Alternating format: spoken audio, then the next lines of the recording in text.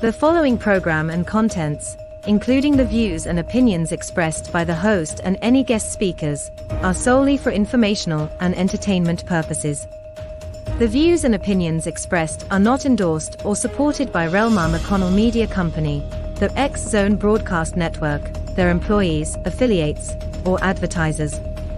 The host and guest speakers are solely responsible for their own perspectives, and their views do not reflect those of Relmar McConnell Media Company, the X Zone Broadcast Network, their employees, affiliates, or advertisers. The information provided in this program should not be considered as professional advice or as a substitute for professional consultation. Listeners and viewers are encouraged to form their own opinions and seek independent advice when necessary. Relmar McConnell Media Company, the X Zone Broadcast Network, their employees, affiliates, and advertisers hereby disclaim any liability for any claims, damages, or losses incurred as a result of the information presented in this program.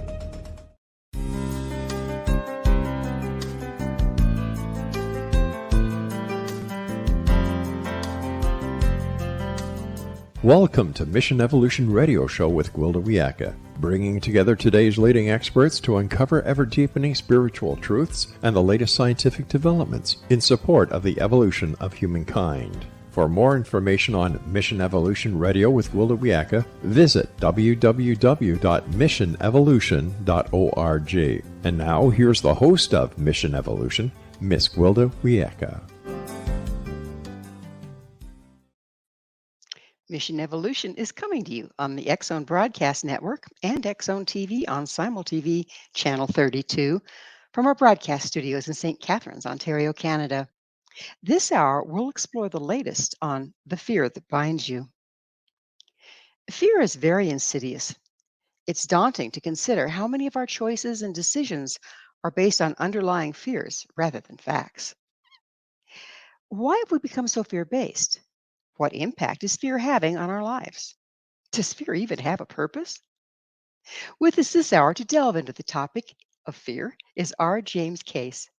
His website, rjamescase.com. Jim, thank you so much for joining us on Mission Evolution. Hi there. Great to be here, Gwilda. Thanks for having me. So tell us a little about yourself. Well, goodness, it's been quite the adventure. I usually like to start around the time when I was a teenager at 16, simply because that was a critical turning point for my life. I had discovered early that I was a gay man as a young person, and I came out in high school. And at 15 and a half, 16 years old, I had been going out at night, leaving my parents' home and sneaking out. And so I came back one morning at 1 o'clock in the morning, and the screen doors were locked and the house was closed, and I had to make a decision. At that point, the decision was go back into this situation, which was not going to be very fun, or get out and begin to explore the experiences of my life. And that's what I chose. I literally walked away in the middle of the night, had to walk 5 miles to, I know it sounds like we walked through the snow to go to school, but literally I walked 5 miles to go to the nearest town, because where we lived was a street in the middle of nowhere. That began a very powerful journey for me that took me on many different adventures. In particular, I've had to confront a lot of major stuff that has happened over the course of our lives. I was diagnosed with AIDS in the 80s. I've done extremely well. I was working actually at a residential facility for natural healing in Arizona back a little bit after that, actually. That process began to open me up in ways that I'd never actually ever anticipated, because that was a physical and mental, emotional, and spiritual journey that was to unfold all of the old belief systems and ideas and structures that I carried in my life. And that evolved. I actually got married to a woman. I was married for 24 years. It was a choice in my life at that point, because there was so much connection, but also that I realized that by the time I was 20 years old, that if I didn't change the direction of my life, I probably wouldn't be alive by the time I was 30, because it was going that far out of control. So I worked with my now deceased wife, but worked with Mona for 24 years. She was an amazing teacher, amazing amazing partner. We ran a residential facility where we worked with people that had anything from lupus to AIDS to Epstein-Barr to all the major diseases. They come and stay with us for 6 weeks to 3 months, and we would work with them through the process, many of whom are still alive today through that process. And that led me to another part of the adventure. There was that in 2009, there was a lot that occurred, obviously, over the years, but the banner things in 2009, it became clear that I was no longer being really true to myself. I came out when I was in high school. I never got to experience that in a healthy way. I was very out of balance with it, which was what led to all of the excitement that I had dealt with. And then in 2009, I had one of those country music years. I was diagnosed with cancer. My marriage ended. I lost my house. I lost my job. And I was re-diagnosed with AIDS in September of that year. Due to the fact that I had chemo and radiation, it decimated my immune system so badly that occurred. I then, in the process of that, met my now husband, who I've been married to for 15 years. And unfortunately, over the course of that experience, he and I, in our interaction, me not realizing that there was more to the story. I didn't realize that I was as ill as I was. He ended up what they call seroconverting right in front of me, meaning he got the disease from me active. And we walked through that. Again, I was going through cancer in 2009, decided to end the relationship because I was no longer being in alignment with who I am at all. I had so drifted apart because I wanted this to work, but it was no longer really serving my life. Of course, I went back to work after the chemo and radiation, and I got fired the day I got back. My next question, Jim, was going to be, so how'd you get interested in fear?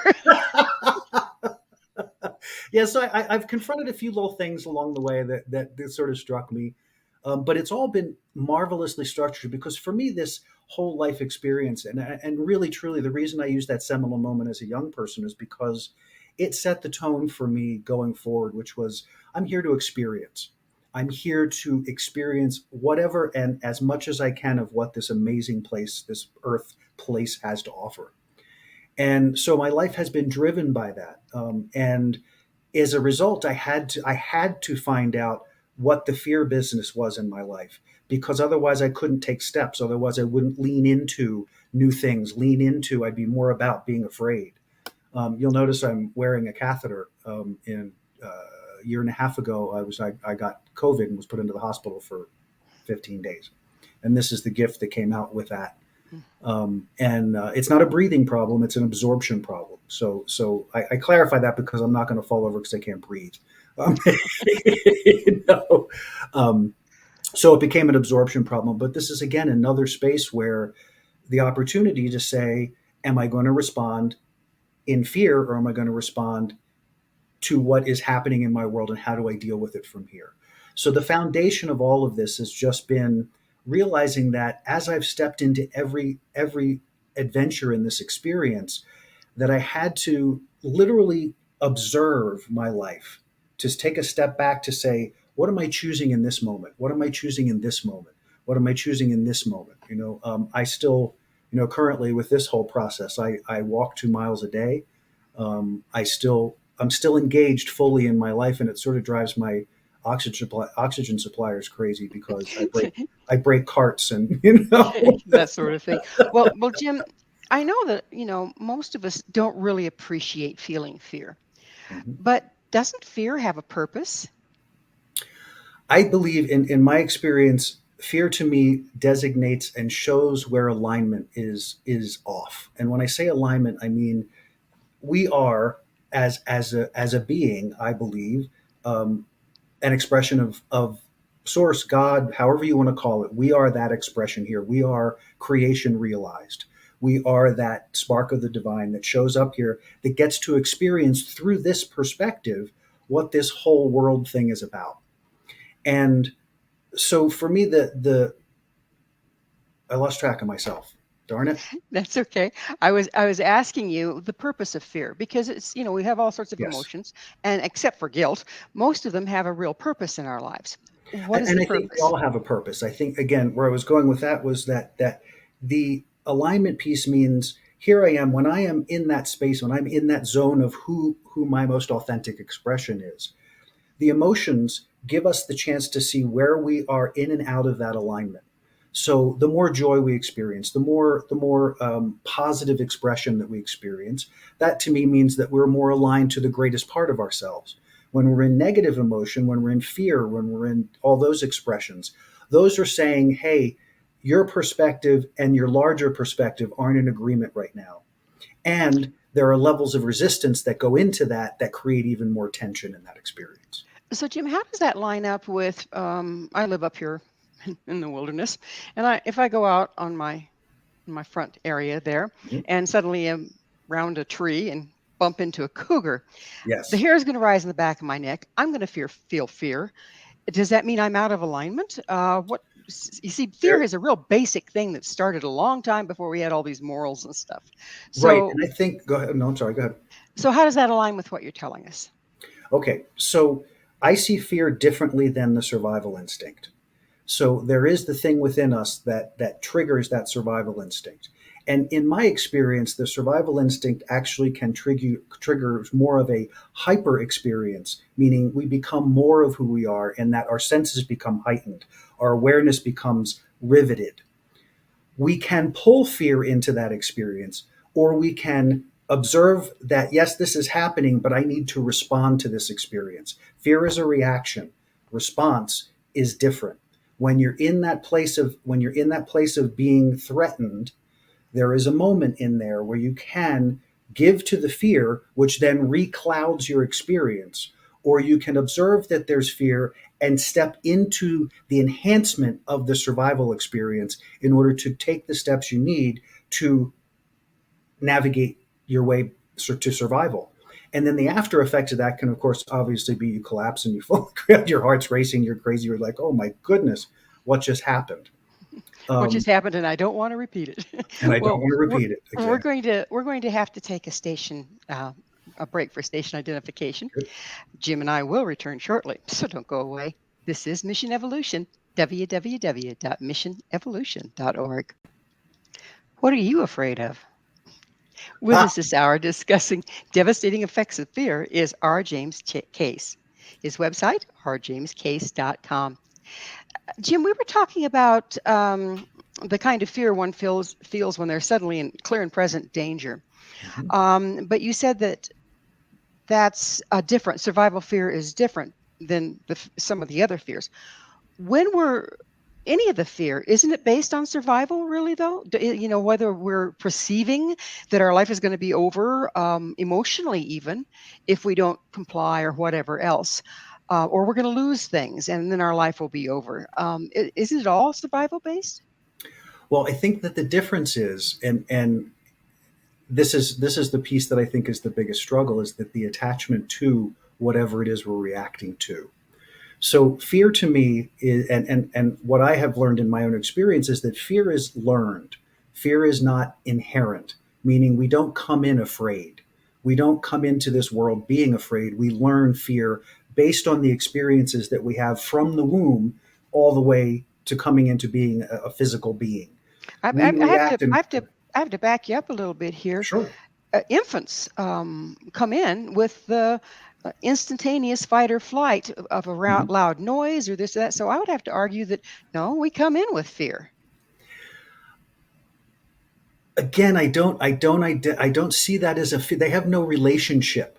An infant has no context, so their responses are very organic, and we may assume that they're fear, but they could be nothing more than discomfort. They could be anger. It could be any number of feelings that go into that. But all of it is a feeling spectrum. It is an emotional spectrum.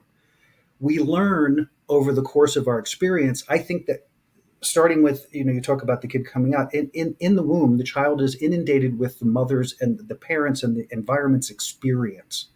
So if the mother happens to be a very fearful person, that fear is translated. We're energetic beings, we experience that, we live in that environment. When we come into this world, then there is already an inclination in the system.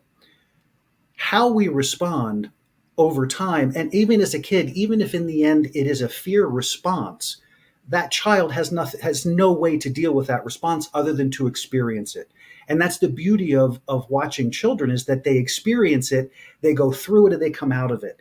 And if there is nothing there to impact, to cause trauma, then it becomes a nothing event, right? There's a story, a quick story I like to share about how the impact happens. A little kid is playing with a red ball in the front yard. A little child, 2, 3 years old, playing with a red ball in his front yard, having a wonderful time, so much joy, throwing, rolling, playing with the ball.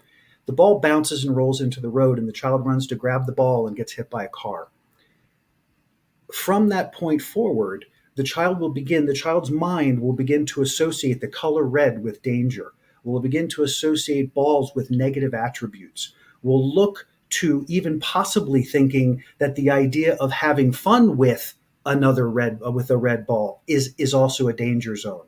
So as little people, we begin to put together incorrectly, we begin to piece together these moments in our experience that then 10 years from now, I'm now a teenager and I'm playing ball in I'm playing a game or whatever, and a red ball comes into my world, and suddenly I'm having a reaction to this red ball, or I suddenly don't want to play anymore, or my system shuts down because red ball means danger. Whatever it is, the belief system that was built in my little mind at that point then becomes the belief system that I carry until I come to a point that I can stop and say, whoa, what is that? That's an unconscious response. I want that to come above the conscious threshold.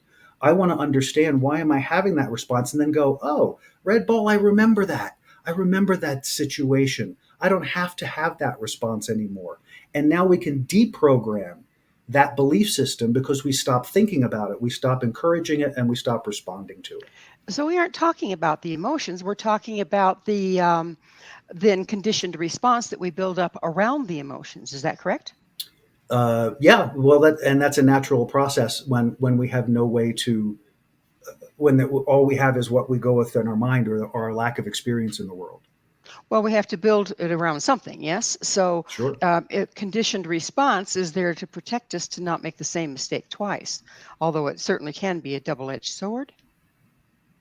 It can be. Again, it serves for a while, but then when it becomes an obstacle, when it becomes a thing that pulls you out of your ability to be present in the moment, to engage with your life as it's showing itself to you, that no longer, in my mind, is now being driven by fear. Because that So belief system is sitting back here tickling everything I do, and it says, oh, no, don't go there. Oh, be careful. Oh, you might not, whatever the breath thing is, whatever that moment is, it's all stimulated by that memory. So we're not, again, the fear isn't the problem. It's the conditioned response and defense mechanisms built up around it, is what it sounds like to me. Is that where we're going with this? Well, I think it's a combination, because it isn't stagnant in the sense that it doesn't stay the same in every segment of your experience. As you become more adept at navigating the world, as you become more conscious and aware of your environment, as you're able to think complexly, is that a word? As you're able to think with more complexity, it begins to evolve and change. And that's where I see that fear becomes more of a tool, because don't forget, not only is that individual experience happening, but then there's also all of the messages we receive from authority figures, from the news, from the world at large, from our schools, from wherever. The message of fear: be afraid, be afraid, be afraid. Don't do this. Be afraid of people. Be careful. This person can hurt you. Be careful. This bit, whatever it all is, you begin. Then there's the integration and the entrainment into fear, which I think is another thing. And I think we're talking on similar tracks, but it's not a closed environment. It's not a one strand deal. So our emotions, can they serve as a guidance system rather than just a knee-jerk reaction? And if so, how do we get to that point? Absolutely. And that's what I honestly believe is the true nature of emotions. It is to say that it's showing me the guideposts of where I am. If I've made a choice in my life, and I use this, I use a technique, energy up, energy down. And what that means for me is that anything that I'm going to step into in my life, I lean into it. And if it causes my energy to spin up, if I get engaged, if I'm wanting to participate, then I'm all in. If that thing causes me to pause, if it causes my energy to drop, then I stop. I stop and I step back, because that's telling me that that emotion, whatever that emotion is, whether it's in the moment uh, I feel depressed, or I feel sad, or I feel confused, or I feel unsure, or I feel unworthy, all of those things are trying to inform me about what I'm leaning into. It does not mean that the thing I'm leaning into is bad or wrong. It means I am responding to it in a way that I'm not going to align successfully in order to achieve what it is I want to achieve. So stepping back for me is to say, let's take a moment and assess. I don't have enough information. I need more information. So I'm going to get that information, and then I'm going to lean in again and see where it takes me. So as part of the information gathering have to do with, where is this response to this emotion coming from? Sure, can be.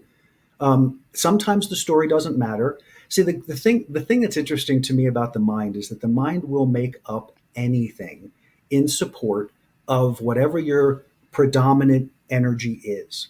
So if you are in fear, the mind is supplying from your warehouse in the back there, the subconscious is supplying you with information of all these experiences that match the vibration you're currently confronting.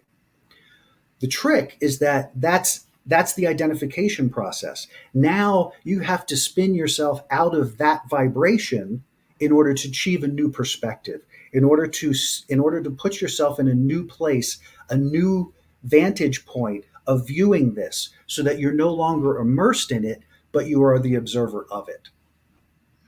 So it sounds to me like your fear will throw you into the back brain, and the only thing you have in the back brain is fight, flight. There's no spirituality. There's no reasoning. There's no intelligence really. It's very primal. So it sounds like you get thrown into that place, but you're talking about then regathering yourself into the front brain enough to evaluate what's going on. Yeah, and that's what I call getting into the observer state. So I think there is a distinction that I make here that may be a little different, and that is I do not associate the fight or flight mechanism with fear. I don't associate them in the same way, meaning they can trigger. The fear can be big enough that it can trigger a fight or flight response. It can retrigger, and many people go there because the button is so sensitive that it immediately triggers fight or flight. It immediately triggers survival.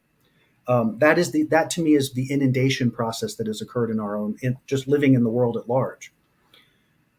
Once you become conscious of that process, it is my experience that then you have the ability, there is a space between something occurring and your response to it. There's a gap.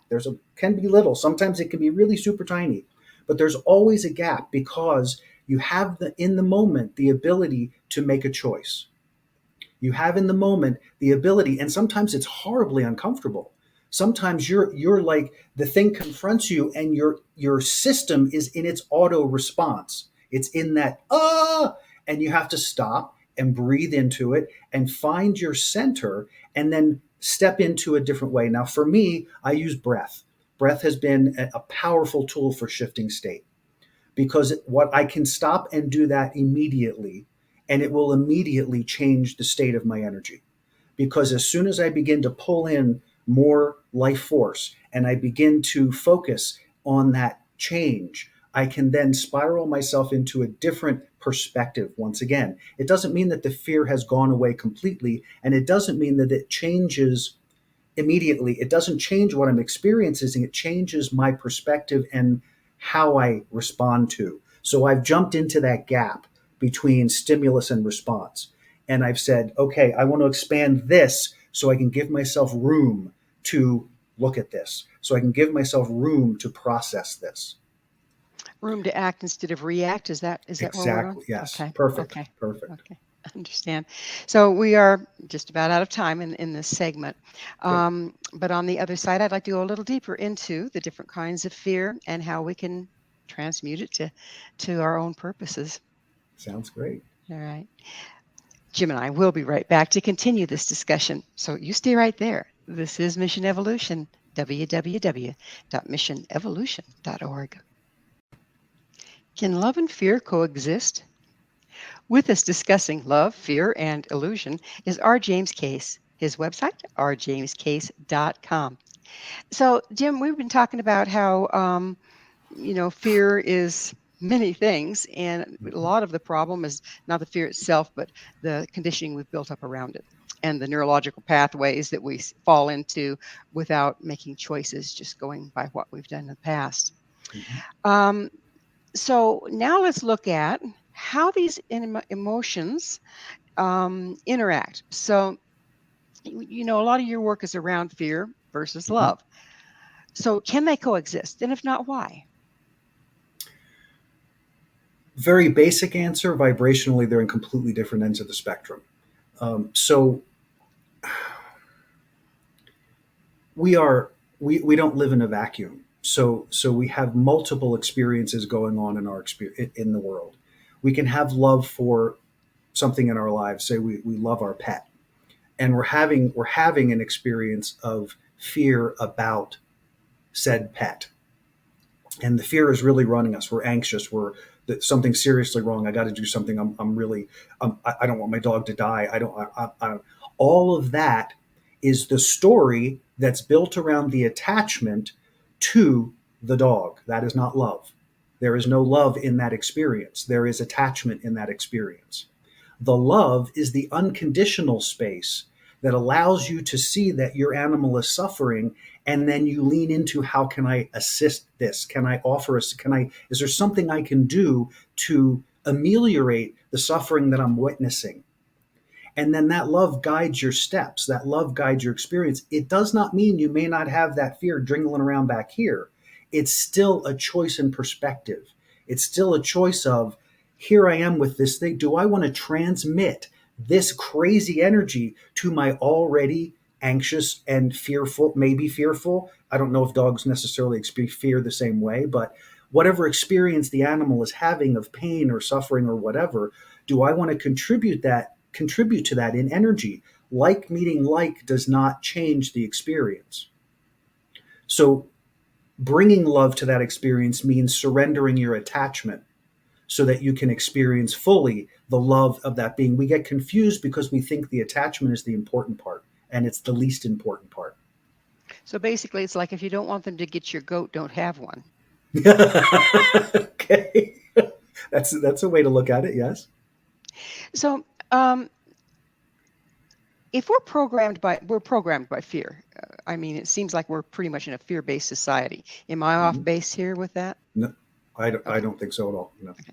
If we are indeed programmed by fear, what's the point, and who's using it to manipulate us? So that gets into an area that I don't have a clear picture of, other than there is this experience that I call the mass consciousness, which is this energy of all of the collective thought energy. And in the context of that thought energy is the things that we kept thinking over and over, and the ways of being that we keep reinforcing. And part of that has to do with the construct of religion. Part of it has to do with the construct of business. Those two main forces, because our enculturation is about who we're going to be and how we're going to show our heart to people, both of which are used to manage and control people. Both are used to manage and to manage people. Over time, if you look through history, it's the same throughout history. We are no different really than what it was like in the Romans, except we have more science stuff surrounding our current reality than they had 2,000 years ago. We assume that. We don't know that for sure. We assume that we are better than. We don't know that. We assume that, in my experience. So, it's an interesting balancing point, because the entrainment happens from the word go, and the education system.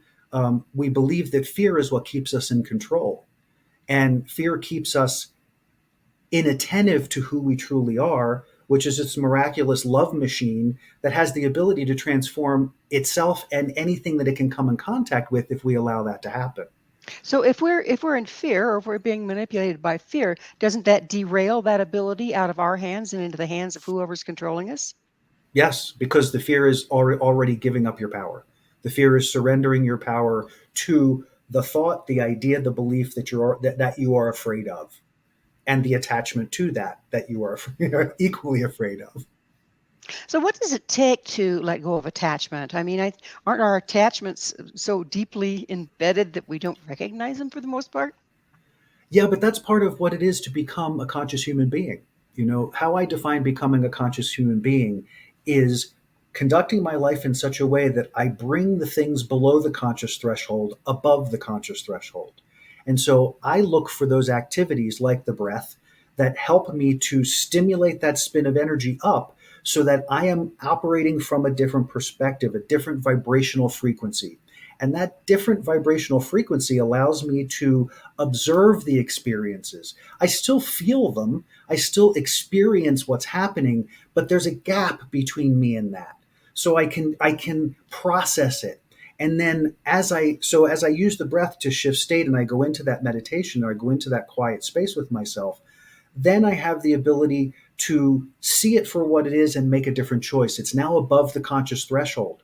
Sometimes with the emotion helps us to recognize that thing that is stuck in our craw, that thing that is holding our energy in place. And when we create distance from it, we can see it in a much greater capacity. And now we see the all of it, meaning we see, oh my gosh, I'm being afraid of X because A, B, C, D, or because, and you start to connect your own dots. You start to see the thread that you pull through your own consciousness that supports that. And again, you've brought it above the conscious threshold to say, this doesn't serve me. What can I do differently? How can I choose differently?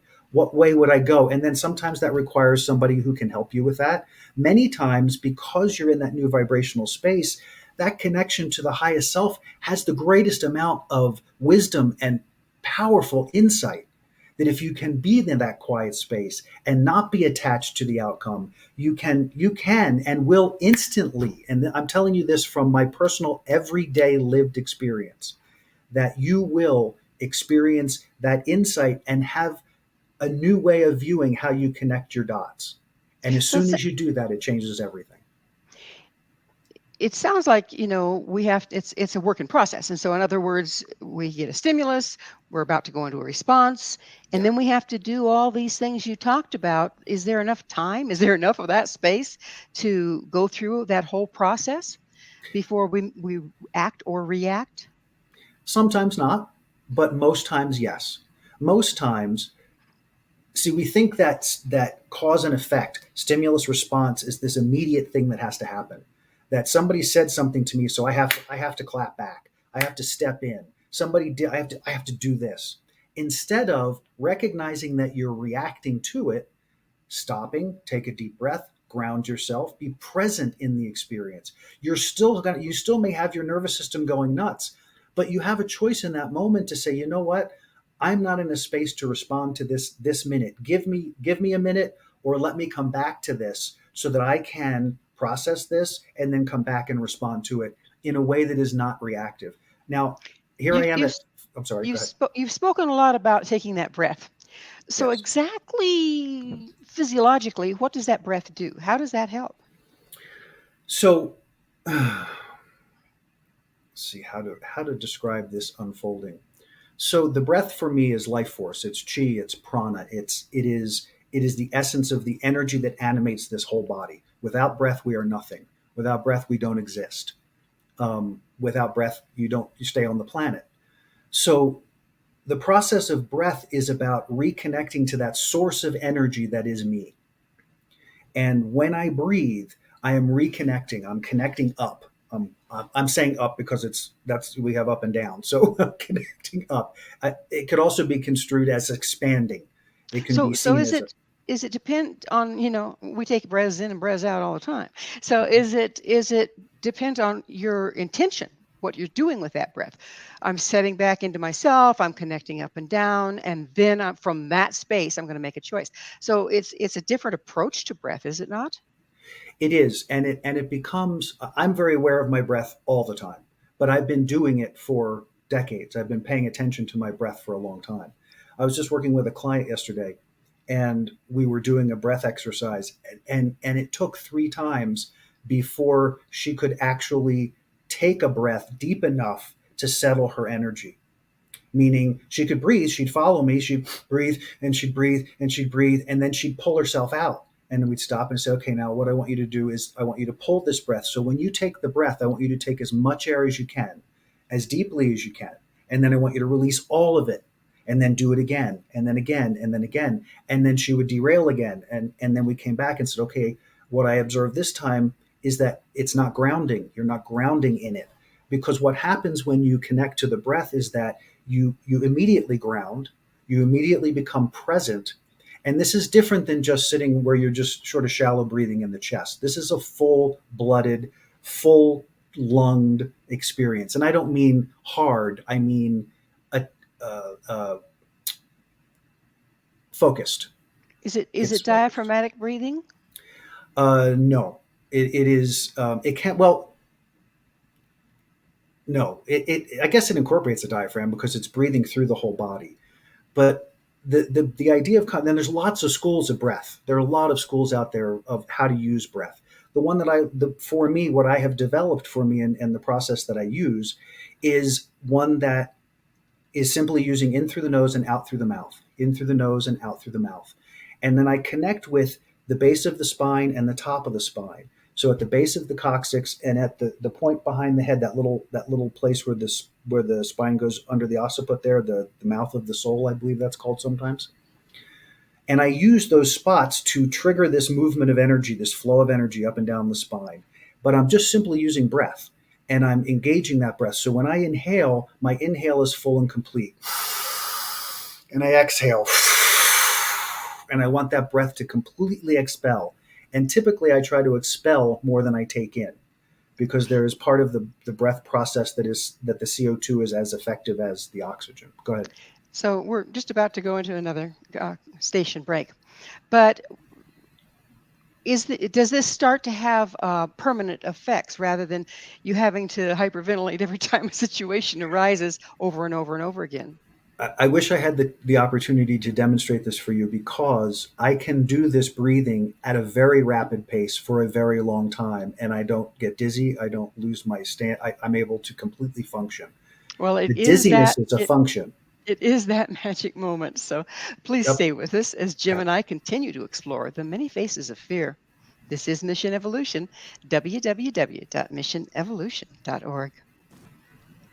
Do you believe fear separates us from ourselves? This is Mission Evolution, missionevolution.org. We're continuing our discussion with R. James Case. James, let's get into a little bit further about how being in fear separates us from our connection with all that is. So I see fear as a restricting mechanism. So the flow of love and the flow of that greatest part of ourselves that's coming to us, I believe, all the time. The reason it doesn't always reach us is because we restrict the flow. We cut it off by what we think, what we feel, what we believe. And those belief systems cause the stretching of the rubber band, I like to see. So if alignment is here, the fear then pulls that rubber band and it stretches it to the furthest extent that it can, but it's still attached to the source. It's just outside of this experience.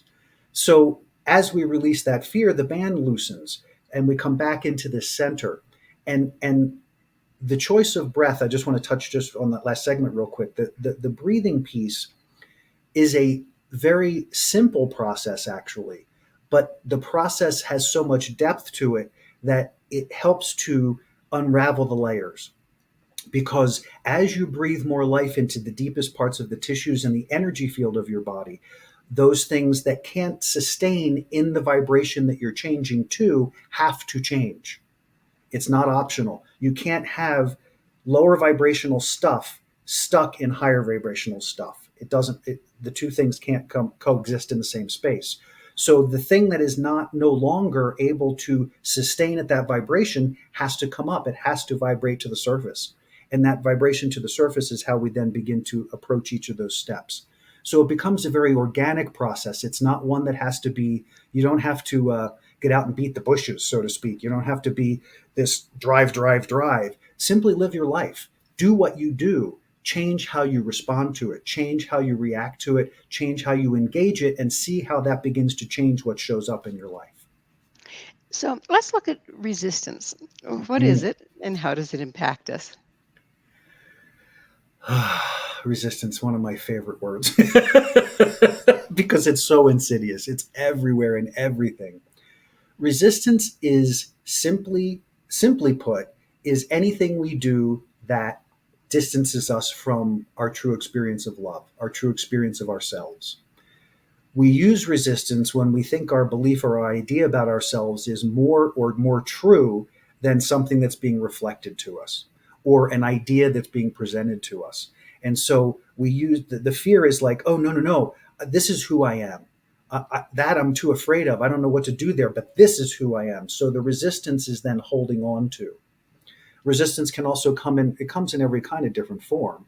But it for me is a key indicator. It's the first place I go in my life now. If something's feeling off, I stop and say, am I resisting here? Is there resistance? What's the resistance? What is it? What is it I'm feeling? The rub, as it were. Does resistance tend to be a byproduct of fear? No. I think it can be, but I think resistance is a stimulated response. Well, let's see if I can put this in order. Resistance occurs when we feel there's something attempting to make us change or make us think something different than what we think is already better for us. The fear comes when the persistence of the thing that wants us to change continues, and we can no longer fight against. We become afraid that I'm not enough now. Wait, my belief is I'm not good enough. My belief is whatever my belief is. And the resistance is an attachment to a viewpoint, while the thing that's trying to be the instrument of change is moving inexorably into your world. So basically the goat again. The goat again, yes. That darn goat. Darn goat. Why do you see faith and trust as foundational? Faith and trust is foundational because I have to develop the best relationship with myself in order to consistently find that alignment. And so faith and trust is not about faith and trust in some imaginary being somewhere in the world. Faith and trust is about, I am an expression of God. I am that expression of the universe here on this planet, executing my life. It doesn't make me better than anybody because we're all the same. All of us are doing the same thing. It makes us full of who we are. And so, that's sort of how it's not a, again, I lost track of my thought. I hate when that happens. It was the goat. The goat took it. I was asking you that you see fear and trust as foundational. Yes. And, yeah. So the fear and trust piece is something that builds. It's definitely cool when it starts. We all have gone through the evolution of it, right? We are introduced to religion as we're young people, and faith and trust becomes a big thing in the religion. Faith and trust in God, faith and trust in God. I translated that a little differently because I've always felt a powerful relationship with this bigger part of myself. I haven't always honored it. I haven't always been the best about it, but I've always felt that connection. And so over time, I started to realize, wait, I'm putting all my faith and trust out there, and the faith and trust belongs here. I need to know that I can trust myself to step into any situation and that I will show up 100%. I can trust myself and have faith that I am going to do the right thing by me. And maybe sometimes I screw it up, but I'm still doing the right thing by me because I'm continuing to step forward. When this oxygen thing happened, there's a huge opportunity to just, withdraw from the world and go, my life, what the heck? I'm strapped to a bottle. I'm on 4 liters of oxygen. That's like most people are on 1 or 2, So there's so many places that fear and lack of faith and trust could completely derail me. But building that continuous focus into that faith and trust says, I love this. I love me. I love my experience. And regardless of what's happening, I'm still good. I'm still a powerful person, and I still continue to create. How am I going to adapt into this? This has How become a way for me to become even more present. Thanks, sorry. So no problem. How can we tell that we're actually processing fear, taking that space in between, making different choices, or just shoving it into denial where it eventually comes up and haunts us? How can you tell the difference? Uh, to me, it's like night and day. Um, Telling yourself a good story can make you feel good for a few minutes. Telling yourself a good story may even make you feel good for a day or two. But the reality is, you know how you feel. You know what you're experiencing. I honestly don't care how unconscious you are. Feeling bad is feeling bad. And whatever degree of bad is, right? So if you're not feeling wholly who you are, then you're not being truthful with yourself. And that's But I undermining would the faith argue trust. there are a lot Mhm. of people that really don't even know when they're feeling bad. They're so in denial that all's well, as the boat sinks. True, true. So how do you step from that place? People are brought up that way. They're Well, taught to be that way. the first step in that is willingness. The first step is you have to have a doorway. You have to create a doorway if you don't have one. Um, the biggest thing that I find in my work is if there is not if there is not reception, if there's not a receptive environment, the work goes nowhere because I can't change you. I'm not going to change you. I'm going to create a framework. I'm going to create a space where you have the ability to step into that. But if there is no willingness to go there, there's nothing to have a conversation about. That person is in their process at a different place than somebody else may be, and that's okay too. There's nothing wrong with it. That's the evolution they've chosen and that they're walking. And I'm So here if as I'm sure you are. I'm here if I can be of assistance. I'm there instantly. But if I'm not going to impose that because that's not my role. we're coming close to the end of the segment, so it's definitely end of the show actually. So it's definitely Already? time. You're real close. So it's definitely time for me to ask you, Jim, what is your Mm. purpose? What's your mission? To change people's relationship with fear.